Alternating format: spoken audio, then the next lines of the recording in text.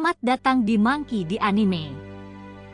Gak usah berlama-lama, mari kita lanjut review manga One Piece chapter 1111. Pertarungan antara bajak laut topi jerami dengan Gorosei memulai babak baru. Diawali diperlihatkan sosok iblis burung raksasa jelmaan Saint Marcus Mars di angkasa sedang melihat ke arah pertarungan Zoro dengan Luffy. Ada Jinbei yang mendongak melihat Mars dan merasakan haki yang luar biasa. Jinbei lalu bertanya kepada Zoro, apakah pertarungannya sudah selesai? Sanji tanya apakah Jinbei sudah keluar dari tempat itu, dijawab sedang diusahakan. Zoro yang akan kembali bertarung dicengkiwing oleh Jinbei. Lalu Jinbei mengeluarkan jurus Fishman Karate 5000 Brick dan mengarahkan ke Luffy sembari minta maaf.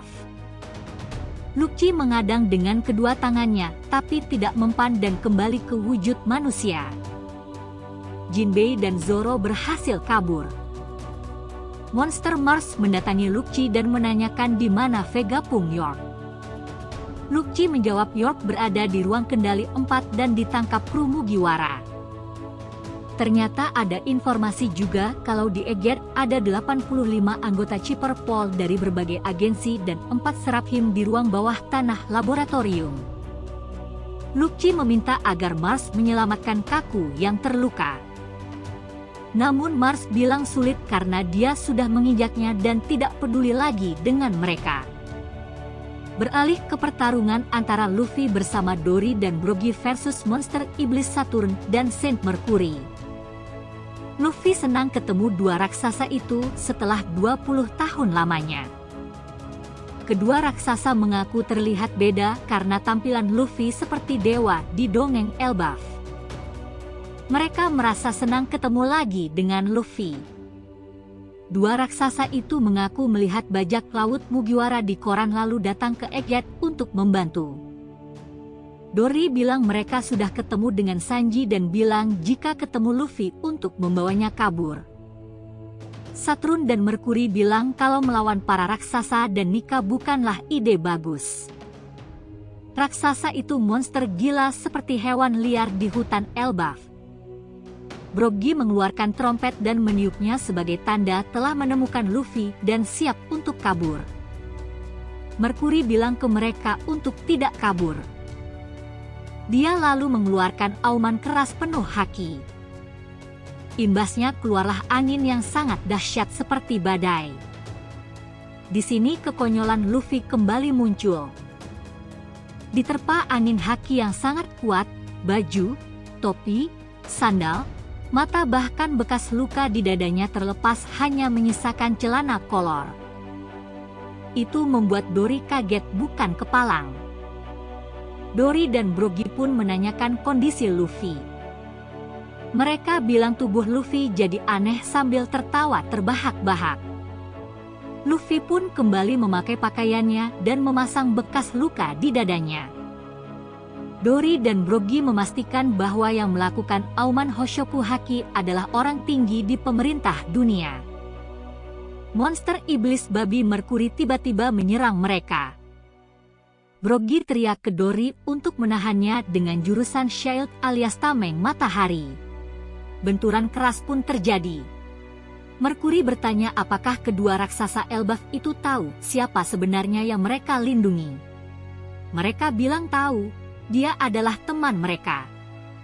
Keduanya lalu menghantam Mercury dengan jurus Kelda sampai monster babi itu terpelanting. Saturn bilang tak peduli siapapun orang itu, harus dihapus dari sejarah. Dia menembakkan cairan dari mulutnya ke dua raksasa itu. Luffy teriak kalau cairan itu pasti beracun dan jangan disentuh. Luffy secepat kilat meraih pohon kelapa dan membentuk alat pukul dengan giginya seperti mesin bubut. Dia memegang kuas dengan cat warna hitam dan mengecat pemukul itu dan menuliskan angka 56. Jadilah tongkat baseball. Entah dapat dari mana, tiba-tiba Luffy mengenakan helm baseball hitam bertuliskan angka 56. Dia lalu bersiap memukul.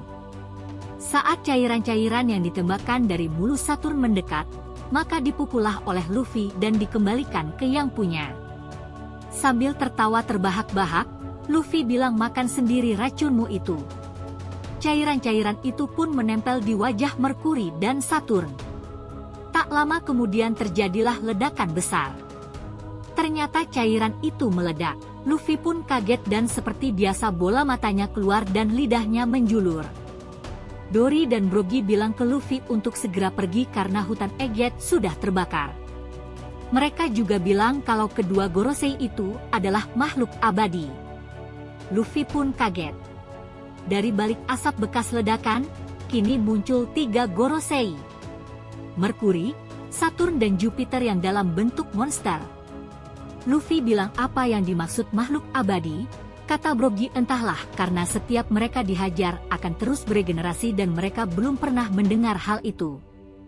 Beralih ke pelabuhan, lewat Denden Mushi Nami minta agar Jinbei dan Zoro cepat kembali.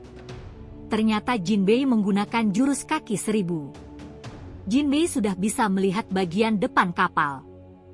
Sejumlah wakil admiral sudah menghadang mereka dan tidak membiarkan mereka naik ke atas kapal. Sanji yang sedang membopong Vegapan pun kesal. Kemudian, lanjut ke panel berikutnya sekaligus sebagai penutup dari manga One Piece chapter 1111. Di panel tersebut digambarkan bahwa adegan di mana Vegapunk York sedang menangis ketakutan melihat Saint Marcus Mars yang sedang dalam mode yokai-nya. Lalu adegan lain pun muncul plot yang menampilkan di dalam kapal angkatan laut, ya Admiral Kizaru sedang terkapar tidak berdaya terluka sangat parah akibat pertarungannya dengan Kapten kita Mugiwara no Luffy dalam mode Sun God Nika. Di akhir chapter 1111 terdengar suara yang sangat menggumam dan sebuah bayangan raksasa muncul di tengah kobaran api, yang ukurannya melebihi besarnya bangsa Elbaf. Ternyata itu adalah robot raksasa kuno yang mengalami kebangkitan setelah tertidur selama 200 tahun. Robot itu pun berkata, "J-Boy maafkan aku," lalu cerita pun berakhir.